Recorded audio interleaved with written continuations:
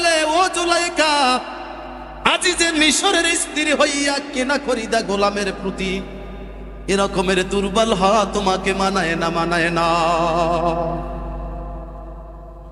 মান ইজ্জত আর রইল না। কই কে কে বলতেছো? আমরা সবাই বলতেছি। আগামী দিন দুপুরে তোমরা খানা খাইবা, হ্যাঁ, লাঞ্চ করবা আমার ঘরে রাজমহলে। দুই সারিতে বান্ধবীদের বসায় দিল, আগে আপেল দিল আর চাকু দিল। ইউসুফ নবীকে আসতে বলল, খবরদার খাবি না, যার কারণে আমারে দোষী করছো ওই লোকটা খালি এই জায়গায় দিয়া যাইবে, তারপর খাওয়া শুরু করবে। গোলামদের ডাক দিয়া বলল, ইউসুফকে আনো।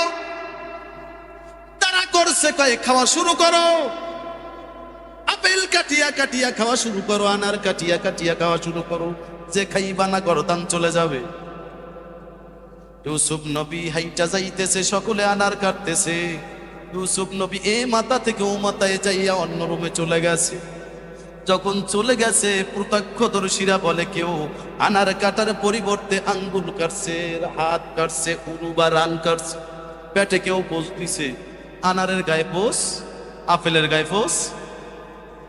এবার জুলাইখা বলে, যেই সৌন্দর্য সারাদিন আমার কাছে থাকে, হ্যাঁ, কথা বোঝেন, তুমি সুন্দর তাই চেয়ে থাকি, আমার কি অপরাধ?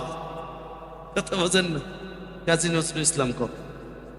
এরপরে বলো, সামান্য এক মিনিট সময় হাঁটিয়া গেল, আসমানওয়ালা যেই সৌন্দর্য আমার ঘরে পাঠাইছে, ওই সৌন্দর্য আমি কেমন করে দেখে ঠিক থাকতে পারি?